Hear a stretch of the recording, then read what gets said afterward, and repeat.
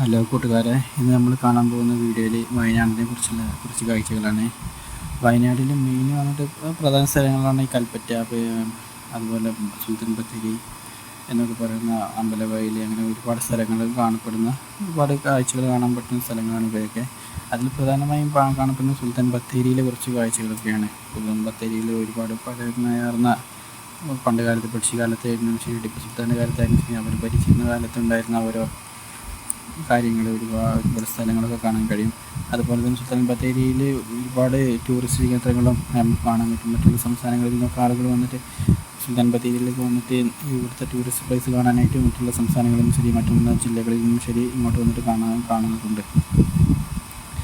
ആദ്യമായി സുൽത്താൻ ബത്തേരി എന്ന പേര് തന്നെ വന്നത്, അത് ചരിത്രം പറയപ്പെടുന്നത് അത് ടിപ്പു സുൽത്താൻ്റെ ആയുധ ശേഖര റൂമാണ് സ്ഥലമായിരുന്നു ഇവിടെ എന്നാണ് വന്നത്. അതിന് ഇംഗ്ലീഷിൽ ബ്രിട്ടീഷുകാർ പറഞ്ഞിരുന്നത് സുൽത്താൻസ് ബാറ്ററി എന്നാണ്. അതിനെ പിന്നീടാണ് അത് സുൽത്താൻ ബത്തേരി ആയി മാറിയത് പിന്നീടാണ് എന്നാണ് ചരിത്രം പറയുന്നത്.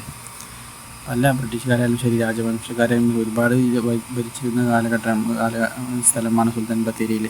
ഇവിടെ വന്നിട്ട് കാണാമെങ്കിൽ ഒരുപാട് കാഴ്ചകൾ നമുക്ക് കാണാൻ കഴിയും. ടൗണിൽ നിന്നും ഇവിടെ പ്രത്യേകത എന്ന് പറഞ്ഞാൽ തമിഴ്നാട് അതുപോലെ കർണാടക രണ്ട് സ്റ്റേറ്റിലേക്കും പോകുന്ന ഒരു ജംഗ്ഷൻ കൂടിയാണ് സുൽത്താൻ ബത്തേരി. ഒരു ഭാഗത്ത് ഗൂഡല്ലൂർ വഴി അങ്ങനെ നമുക്ക് നീലഗിരി ഊട്ടി വഴിയിലേക്കും പോകാം. ഒരു ഭാഗത്ത് കൂടെ പോകുകയാണെന്നുണ്ടെങ്കിൽ കർണാടക, മൈസൂർ, ബാംഗ്ലൂർ അങ്ങനെ വേറെ സ്ഥലത്തേക്കും പോകാം. അതുകൊണ്ട് തന്നെ ഒരുപാട് ആളുകൾ വന്നിട്ട് കൂട്ടം കൂടുന്ന ഒരു സ്ഥലവും ബിസിനസ്സിന് പറ്റിയൊരു സ്ഥലവുമാണ് സുൽത്താൻ ബത്തേരി.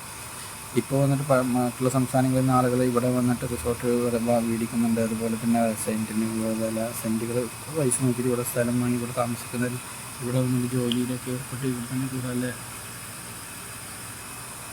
മൈൻഡുള്ള ആളുകളൊക്കെ ഇപ്പോഴും ഉണ്ട്. ആദ്യം ഇത്രയ്ക്ക് ജനങ്ങളില്ലെങ്കിൽ തന്നെ ഇപ്പോൾ പുറമേ നിന്നും വന്നു കൂടിയവരാണ് കൂടുതലായിട്ടുള്ളത്. മറ്റുള്ള മലപ്പുറം ഡിസ്ട്രിക്റ്റ് ശരി, കോഴിക്കോട് അവിടെ നിന്നൊക്കെ വന്ന് കോഴിക്കോട് നിന്ന് ഇവിടുന്ന് ചുരം താമരശ്ശേരി ചുരം ഇറങ്ങിപ്പോയാൽ കോഴിക്കോടെത്തും. പിന്നെ വന്നിട്ട് നാടുകാണി വഴിക്കടവ് പോയി അങ്ങനെ മലപ്പുറം ഡിസ്ട്രിക്റ്റിലെത്തും. അങ്ങനെ രണ്ട് സംസ്ഥാനങ്ങളിൽ കൂടി ഇവിടുന്ന് പോകാൻ വളരെ സുഖമാണ്. എല്ലാവിധ മതസ്ഥരും ഇവിടെ ഒരുമയോടെ തന്നെ ജീവിച്ചിരിക്കുന്നത്. ഏതാണ് കൂടുതൽ മതസ്ഥരെന്ന് പറയാൻ സംശയമാണ്. എല്ലാവരും ഈക്വലായിട്ട് തന്നെ ഇവിടെ ഉള്ളത്. അതുപോലെ തന്നെ ക്രിസ്ത്യാനികളും മുസ്ലിങ്ങളും ഹിന്ദുക്കളായാലും എല്ലാവരും നല്ല കിട്ടുന്നത്. മറ്റുള്ള സംസ്ഥാനങ്ങളിൽ അപേക്ഷിച്ച് നോർത്ത് ഇന്ത്യയിലൊക്കെ നോക്കുന്ന സമയത്ത് ഇവിടെ വന്നിട്ട് വർഗീയത അങ്ങനെ പ്രശ്നങ്ങളൊക്കെ വളരെ കുറവാണ്. നല്ല ഒത്തൊരുമയുടെ കൂടി തന്നെയാണ് ഇവിടുത്തെ ജനങ്ങളൊക്കെ ജീവിച്ചു വരുന്നത്. മെയിൻ ഇവിടുത്തെ ആളുകൾക്ക് ഇഷ്ടപ്പെടുന്ന ഇവിടുത്തെ കാലാവസ്ഥയാണ്. എന്ത് വെയിൽ, മറ്റുള്ള സംസ്ഥാനങ്ങൾ വളരെ ചൂട് അനുഭവപ്പെട്ട് ഒരുപാട് കഷ്ടപ്പെടാണെങ്കിൽ പോലും ഇവിടെ ഇപ്പോഴും ഒരു നോർമലായിട്ട് ചൂടിൻ്റെ സമയത്ത് ചൂട്, പക്ഷേ രാത്രി കാണുന്ന സമയങ്ങളാണെങ്കിൽ വളരെ തണുത്തൊരു കാലാവസ്ഥയും, ചൂടുള്ള സമയത്ത് തന്നെ ഒരു കൂളിങ് വീട്ടിൽ റൂമിൽ പോയിരുന്നാൽ വളരെ തണുപ്പുള്ള കാലാവസ്ഥ തന്നെയായിരിക്കും. ഫാനിൻ്റെ ഒന്നും ആവശ്യം വേണ്ടി വരില്ല.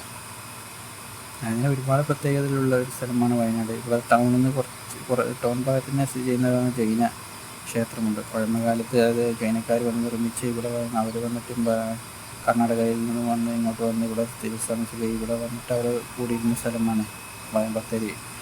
അവിടെ വന്നിട്ട് അവർ നിർമ്മിച്ചൊരു ജൈന ക്ഷേത്രം ഇപ്പോഴും അവിടെ നിലനിൽക്കുന്നുണ്ട്. പക്ഷേ അതിൻ്റെ മേൽക്കൂരകളൊക്കെ പോയി അതിൻ്റെ കുറച്ച് ഭാഗങ്ങൾ മാത്രം ഇപ്പോഴും സംരക്ഷിച്ച് വരുന്നുണ്ട്. അവർക്ക് ആളുകൾക്ക് പ്രവേശനം ഉണ്ടെങ്കിൽ പോലും ഇപ്പോൾ ആളുകൾ കാഴ്ചക്കാർ വളരെ കുറവാണ്.